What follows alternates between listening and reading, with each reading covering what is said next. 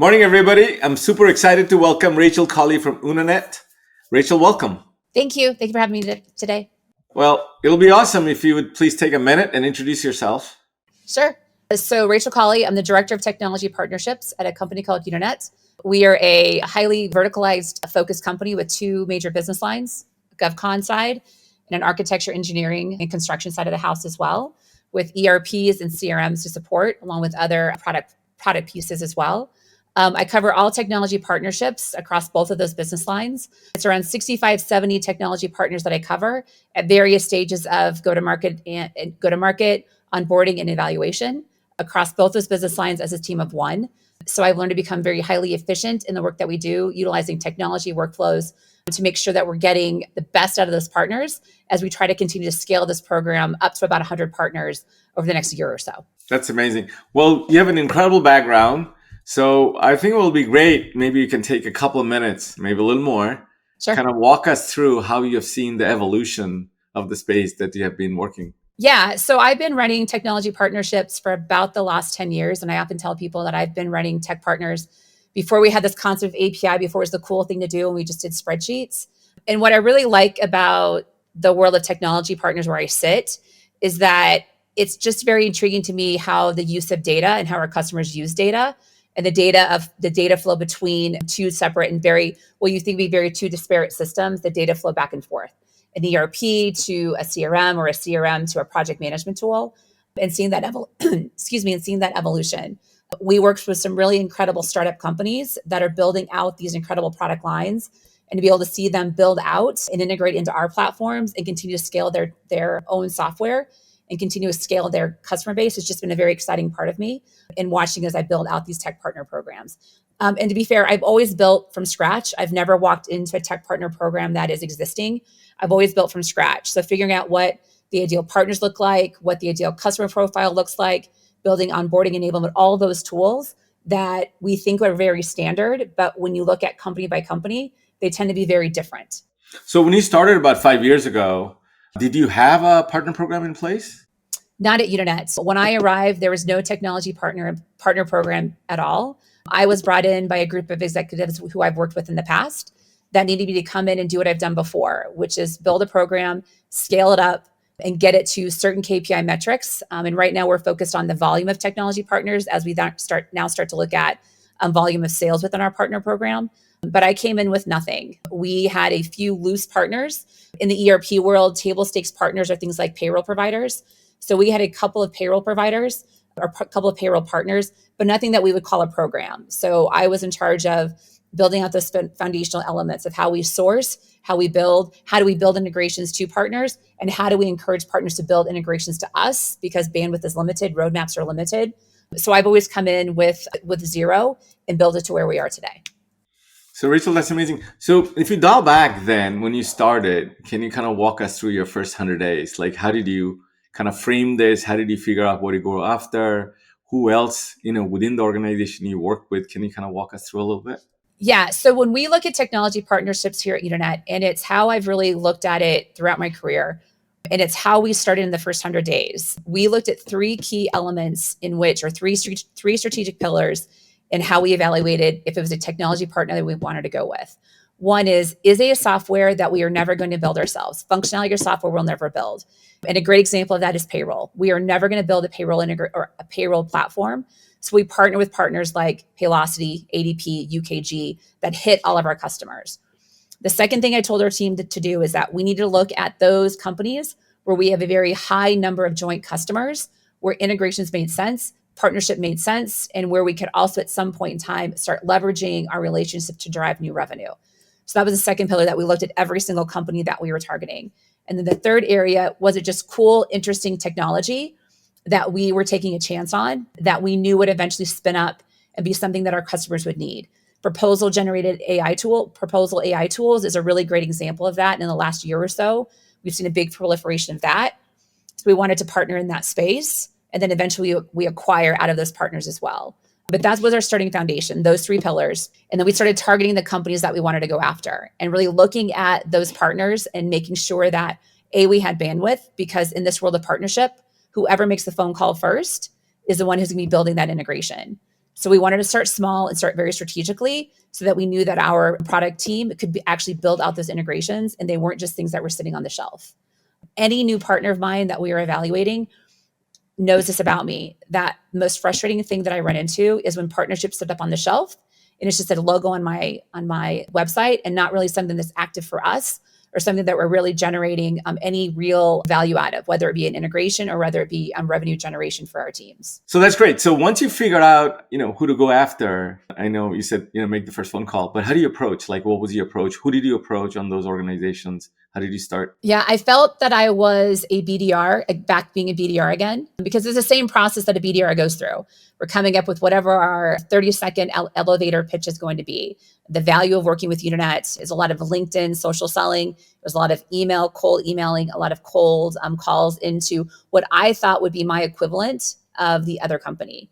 And I think what we're seeing right now is that rather than making those cold outreaches, we're now seeing or reaching out to somebody. We're seeing a lot of companies, especially large enterprise companies, go to the, hey, fill out this form and we'll get back to you when we get back to you. And in some of those partnerships, we couldn't wait for that. We'll get back to you when we go back to you. When we get back to you, we went right back to LinkedIn and started figuring out who the right person was to start making those inroads. And we approached new technology partnerships just like any BDR or SDR would be going after new prospects within a sales motion.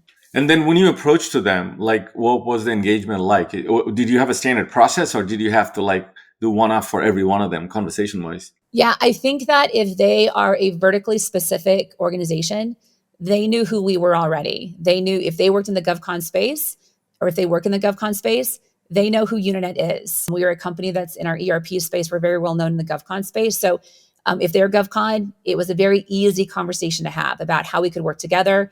We had a lot of joint customers, so it made sense to work together. If they were a company that's very horizontal, then that conversation was a bit more difficult, right? Because they didn't know who we were. They didn't know the value that we were bringing to the table. But what we were able to show them, though, is that our customers, we have a very high retention rate of customers. We have a very well-developed API. We have all those big things that you're looking for when you want to work with a technology partner. It's with another company. But for companies that were horizontal, the conversation was much more broad, much more different. The value was much more difficult to show them versus a more vertically specific company that we were trying to target. So can you talk a little bit about what did the product team have to do for you or the engineering team? I mean, were they already ready or you had to kind of walk them through? Can you walk us through that experience? So I want to separate out into two things. One is if we're building the integration versus if the partner's building the integration. I think that if we are building the integration, our product team was ready to go. I don't think that what we were ready for, though, is that we use an iPaaS. We use Workato as our integration platform. So whenever you see the word connect on our website, just replace connect with Workato, and that's what we're building off of. I think we took for granted how difficult it would be in the early stages 5 years ago to build out those first integrations on Workato. iPaasses were new. And so we spent a lot of time learning that tool. So integrations took us a little bit longer to build out, but our teams knew what the top priorities were. Getting them to help me support technology partners that were building to us is a very different story because they have their own bandwidth, they have their own workload. And so to convince them to say, look, I can eliminate one more integration for you if you can help me get this technology partner up and running, give them an overview to our APIs, explain to them where our data sets live and how to build out an integration to us, that'll get our speed to market faster, speed up our go-to-market strategy with them faster, while you guys focus on these core strategic partnerships that we have where we need to build these integrations. So getting them built is easy.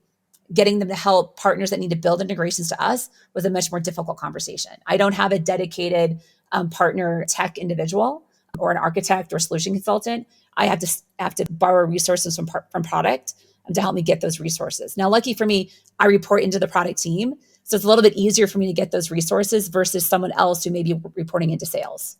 So from a time frame perspective, by the time you kind of created your list, by the time you reached out, by the time you worked with your product team and application partner, what was the typical life cycle, and did they vary greatly from one to another, or roughly you ended up with the same band? They vary greatly from one to the other.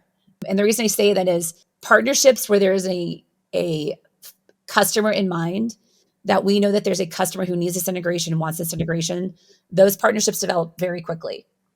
partnerships where there is a thought that, yes, if we can find the right customers, we know this integration will be wanted and needed. That's a much longer thought process, a much longer throughput. And so I don't have the view that if we build it, they will come. I know with some programs, they have that idea. And the frustrating thing about that is that you have your product team dedicating so much resources to an integration that you don't even know has legs. So what I've always told our technology partners, that there is no requirement to you to have the integration built before we'll go to market with you. The requirement, though, for us to put you up on our website, to put you in front of sales, to put you in front of any customer, is two things. You have to have the workflow determined, like what information is passing between two systems. And if a customer says, I want this integration, how long will it take to build it? Those are the only two requirements, because there is nothing more frustrating to a product development team or an integrations team to build out these integrations and nobody buys it or nobody utilizes it, nobody enables it. So those have always been my two requirements for technology partners. On our side, the conversation is different because we usually already have customers identified who we know need this. We already have early adopters identified. So that conversation is a very different one internally versus externally.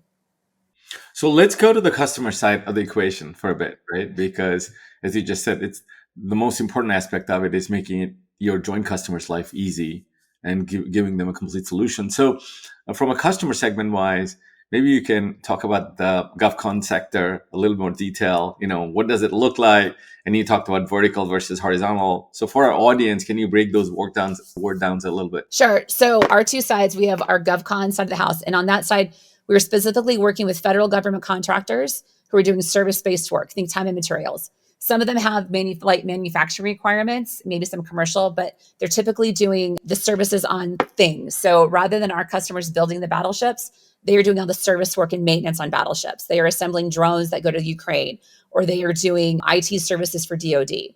And right now, this has been a very tumultuous time for them. Everything that's happening in Washington has created a lot of uncertainty, fear, and doubt within this industry. So we've seen things contract. We've also seen sales cycles take longer because there's so much uncertainty going on in DC right now. What we are seeing, though, is that those customers that are our current customers, though, because they need to get more efficient, they need to be more efficient with their data. They need to get more efficient with their staff, because in some cases they're losing staff due to contract cuts. They're looking at integrations that will make their lives easier in their use of data, either passing data back and forth, eliminating a manual entry. And so we're seeing our customers on the GovCon side more interested in integrations today than they probably were a year ago, when just things were coming very easy to them. The other side of the business for us is architecture, engineering, construction. And this is a challenging time for them in a whole host of different areas. One could be the infrastructure bill, potential cuts there. Also, tariffs are starting to hit construction. So they're having their different issues as well. But the same thing holds true. They're looking for ways to better use technology and get more efficient in that use of data and how information is passed between two systems. So we're seeing our customer success managers that work with our customers every single day asking really important questions that they weren't asking before. Like, what is in your current stack, current tech stack? If we could get two systems to talk to each other, what would be those two systems that would make your life easier? And those two questions right there start to formulate our next round of integrations as we go forward, or formulate our next round of partners that we want to go forward. So this has been, while a challenging time from a revenue perspective, this has been a really good time for us to start identifying what's going to be our next round of partners that we go after. So in the GovCon space, I go back my early Honeywell and Philips days. Everything was very structured, which was good, and regulated, which was at times was difficult. But nevertheless, it was predictable because kind of you went through certain motions and you know what to file. And if you did that, went to the next step and etc. Has that environment changed quite a bit, or is it roughly still predictable? Keeping aside the financial uncertainty, from a process-wise, are the processes changing also? Sure. So there's always new requirements added to government contractors. It is a alphabet soup, as you probably remember, an alphabet soup of acronyms and different terminology that GovCon uses. It's like learning a second language. And when I started here at Unanet, is understanding what they're all talking about. So that compliance still continues to increase on them. I think that there's lots of regulatory aspects they have to go through, forms, processes, approvals, all those pieces. I think that if there were ways to cut budgets, it's not cutting the contracts, it's cutting the processes and the approvals and things that our government contractors have to go through to start actually doing work. That probably would have been more efficient use of time. But there's always new regulations that are coming out. And so when we look at our ERP, our product team is always looking at how do we become more compliant, which takes up a lot of their product time. So that's where partners come into place to start building out those integrations. Like we're looking at FedRAMP right now, or FedRAMP right now. We're looking at other compliance requirements that our customers need as they start looking at different contracts that they're going after. So when you look at your application, sort of the partnership space, Rachel, what percent of the, you said, one of your criteria was not to build something that partners can provide or it's not strategic and core to you. So and when you look at your customer segments and you have a set of application partners today, so as you kind of go forward, how are you defining those who to partner with? And is it constant based on the regulations that are changing? Is it based on a roadmap? Like, how do you define those? Right. So I'm going to use GovCon as the example. So for GovCon, we know that we do the SMB market really well. Our ERP is set up really well for SMB, meaning anyone between about 50 employees up to about 500 employees. We handle that really, really well. And we've become really the cornerstone for SMB GovCons looking for a high quality ERP. As we go up market and the types of requirements, the types of functionality that those upmarket customers require, that becomes a bit of a challenge for us. And so to go up market, we know that we need to strategically work with certain partners that either already work in that space and can give us a helping hand in going up, or as we go up market, we want a circle of partners that help give us a really full suite of solutions that our customers are asking for. And so we know that we don't compete in SAP and the NetSuite world. We're about the next level down. But even at that upper market enterprise space, we need a better full suite of functionality, and that's where our partners come into play for us. So when you look at that SMB sort of the segment, there are horizontal solutions like security or application monitoring. Like, what are the things that are not part of the CRM ERP flow that are more infrastructure related? Do you have application providers that kind of in that ecosystem? Sure. So from a cloud perspective, we are on AWS. We are on AWS. We're also on their GovCloud for our customers who require it. So we don't connect directly into the federal government systems. Our customers may connect in, but we do not. So there's certain pieces of their security requirements that we don't have to fit into.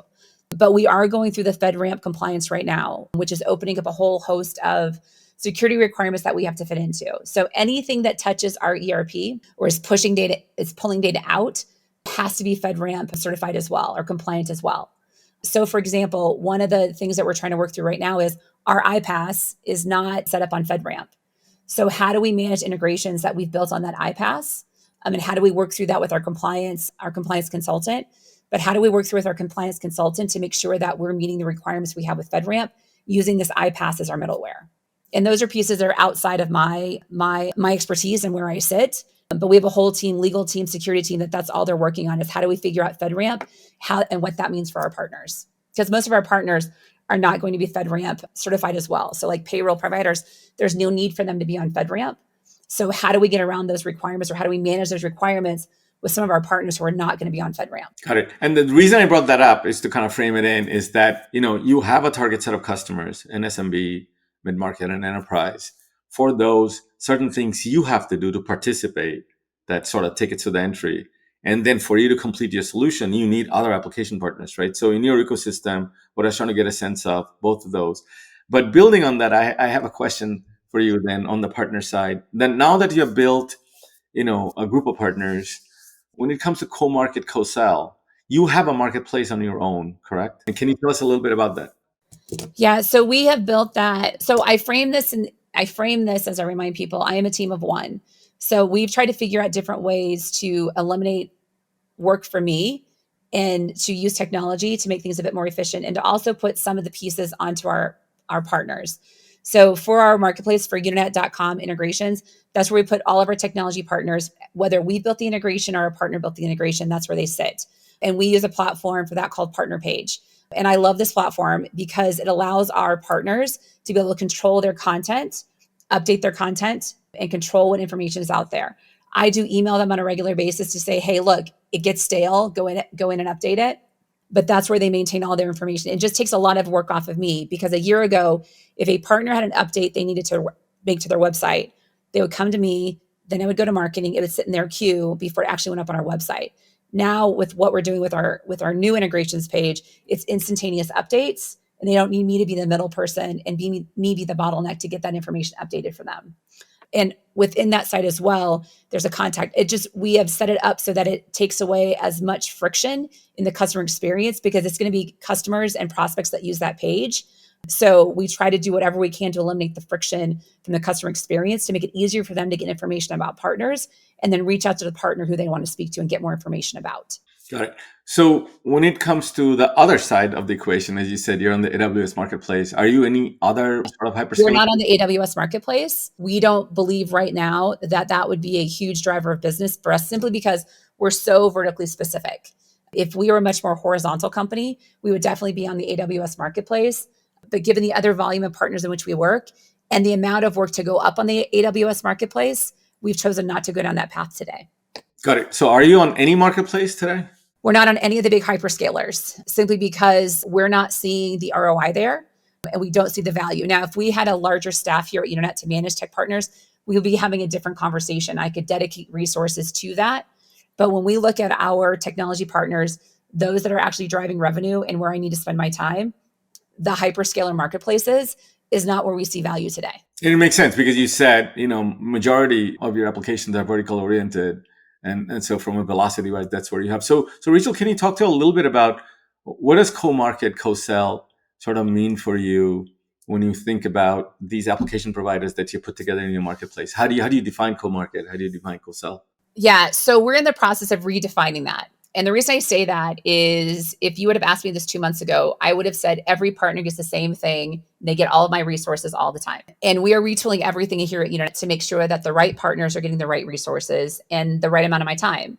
Because when I look at a large partner of ours like Paylocity, and we spend a lot of time with them, whether it be go-to-market, in front of our sales, working with customers, all those traditional go-to-market, webinars, case studies, all those pieces, they get the same amount of time from me as a partner that we don't do a lot of co-selling with, we don't do a lot of co-marketing with. So we're changing things up so that the partners that are high targets, high strategic, lots of joint customers, they're getting more of our time right now. And again, it's the typical co-marketing pieces, the website, the webinars, the case studies, the video content, all those pieces that make us successful. From a co-sell standpoint, Unanet is getting better. And I say that because we are coming out of a cycle where organizationally, there wasn't a lot of value put on technology partnerships outside of integrations. So we're retraining and retooling our sales team to say, look, there is value in these technology partners in regards to the amount of intelligence that they can give you about your prospects, how you can demo together and show this full suite of solution versus our solution, their solution, how they can remove blockers for you as you are trying to close out your deal in this very trying sales cycle that we're in right now. So we're learning how to use co-selling motions here at Unanet. We're definitely in the very entry-level stages, but that's because we have some bad stereotypes in our head. I think that for a lot of sellers out there, they still have this view in their head that they are the lone wolf and they can close everything they want on their own without anybody's help. And in the GovCon space, it used to be that way. I mean, government contractors were coming out of the woodwork trying to buy our software, especially coming out of COVID, when people who had never had a government contract before were getting their first one and they have certain compliance requirements that they needed, and our ERP fit that. Now it's become harder.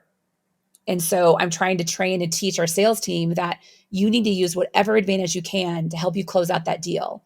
And in our case, it's technology partners.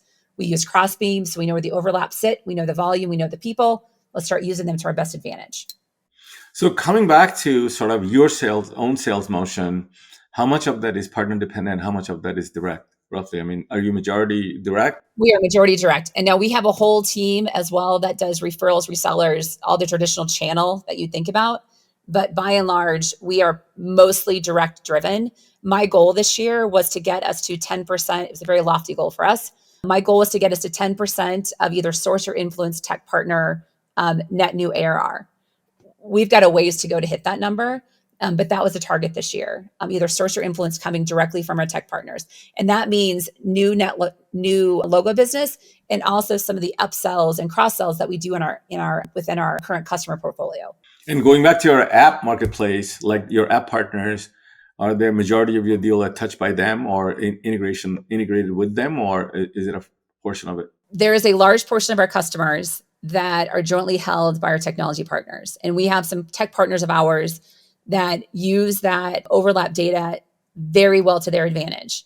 And I think that's great. They tap into our customer base all the time and they're closing new logo deals and they're getting integrations in place. We have a goal here to get to an average of 1.5 integrations per customer. Now, that's our built integrations. Once we start factoring in technology partner integrations, I want to get that to 2.5. And the reason for that, as we all know, the more integrations, the more fully integrated your tech stack, the more stickier that customer becomes to us. And so that's where we want to get to over time. We're not close to being there, but that's where we want to get to over time. And what helps us get there is understanding the data and understanding what our customers are using from our partner side. And so we're building out those communication workflows to make sure we're getting the information we need to be successful. So going back to the word data, you have used it now multiple times. Are you leveraging AI tools anyway to sort of tap into the data, whether it's content based or record based? If not, what your game plans are in that, both from a customer perspective as well as the app marketplace perspective. So within our product, we definitely have AI tools that we are using within our product for our customers. We made a really strategic acquisition last year of a company called GovPro AI, which is a proposal generation tool specifically for GovCon.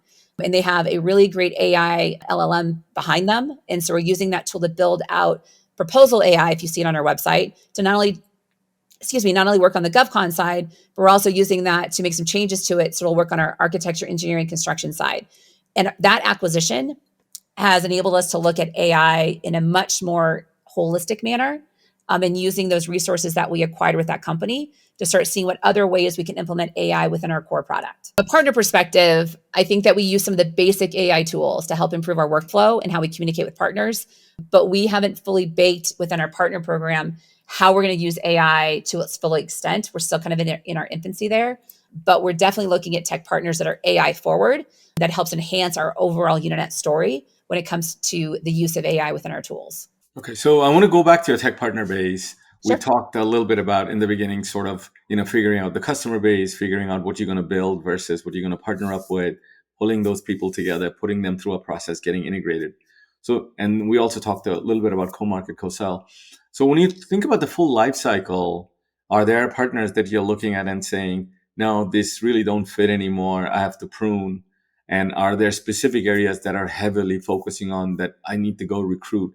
Like, how do you refresh the stack as the tech stack continues to evolve? So we are definitely looking at, hopefully none of my partners see this, but we are definitely looking at not so much prune, but move them to a less time consuming standpoint. And so we're going through the process of evaluating every single partner and trying to slot them into what resources they have access to. And that's a very lengthy process to go through. And I know that as we go through that process, there'll be some partners that will have a bit of hurt feeling that they won't talk to me every 2 weeks or they won't have access to our sales team. But until they start to prove their value in the market and within our customer base and their ability or want to engage, I can't dedicate the resources. As we start looking at the new round of partners that we're going after, we are really reliant on our customers to tell us what they're looking for. And I'm reliant on our customer success managers to ask those questions during their business reviews and see what partners are using and see if we see and finding out if we see some commonalities. If there's 2 or 3 very common software that they're using, is that a potential tech partner for us? On the GovCon side, it's very easy. As we go up market, we know exactly what functionality we are missing, and we know exactly what other software companies have that functionality we need, and that's who we're targeting. That is who we're going after. And for GovCon, that next round of partnership is very easy. We look at it from upmarket. We also have an asset inventory and manufacturing product line that has some gaps in it, and we need to fill those gaps in functionality with other partners as well to support that space as we grow out GovCon. So from an overall, partner management lifecycle perspective, as you go through this, what are your KPIs? How do you sort of redefine your KPIs when you go back and present to the exec team? How do you measure success? So that is a great question, and I don't have a great answer to it, simply because right now our KPI is not defined by dollars, which is typically how any partnership program is defined by. We are really defined right now by how many tech partners we have active in our system.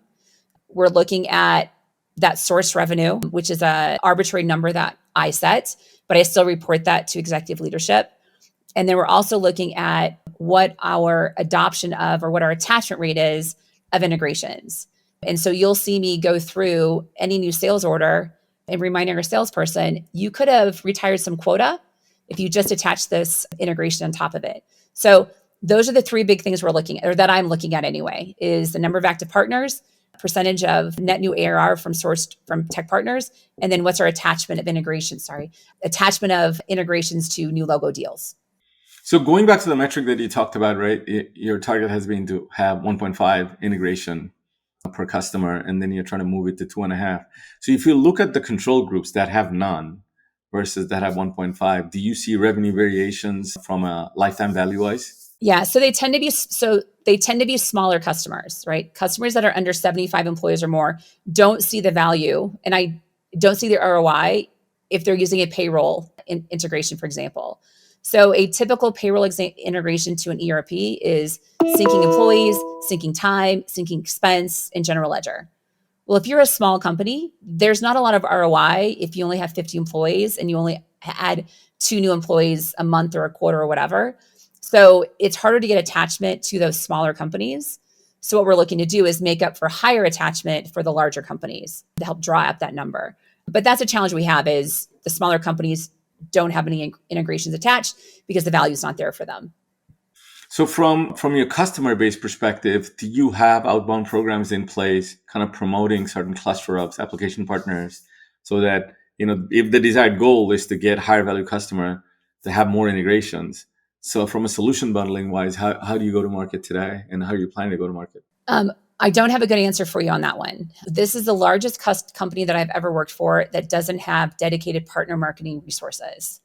And so while we have talked around how do we market out in regards to either integrations or partners, we are not very good at it, because our focus has always been how do we attract net new versus how do we get current customers to attach more integrations.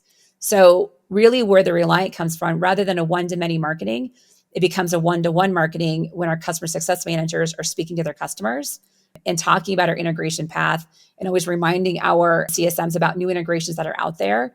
But it's really a one-to-one versus a one-to-many when it comes from a marketing perspective. So Rachel, let's take 2 or 3 areas that you said you don't have resources, but you'd like to have resources.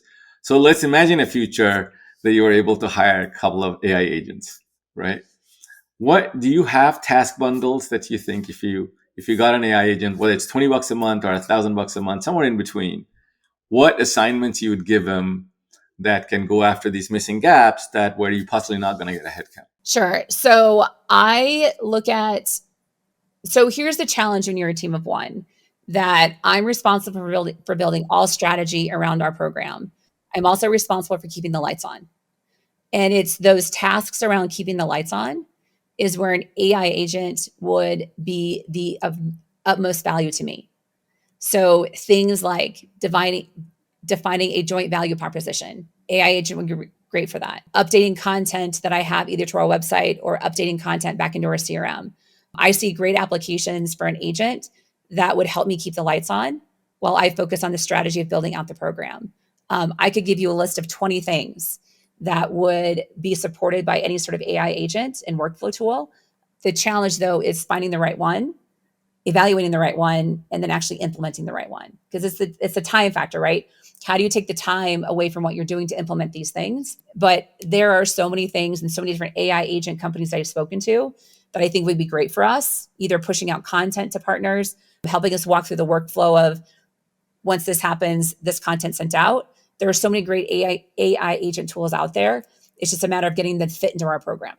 Do you see evolution of application of AI agents in the integration space, in the iPaaS space?